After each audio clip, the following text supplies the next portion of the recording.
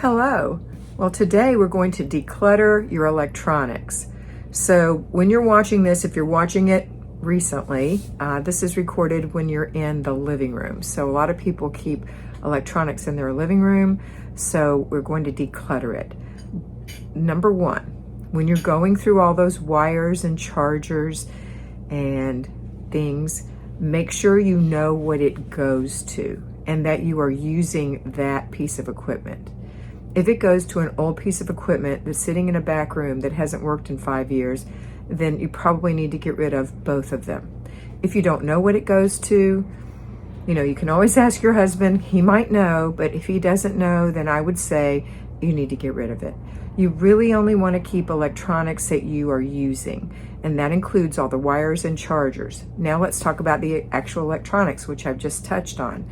You may have things in there that don't work, that are broken, or that you don't even know what they do anymore, or that they're just obsolete. Let's get rid of those things. Okay, that's it for today. Have a wonderful day.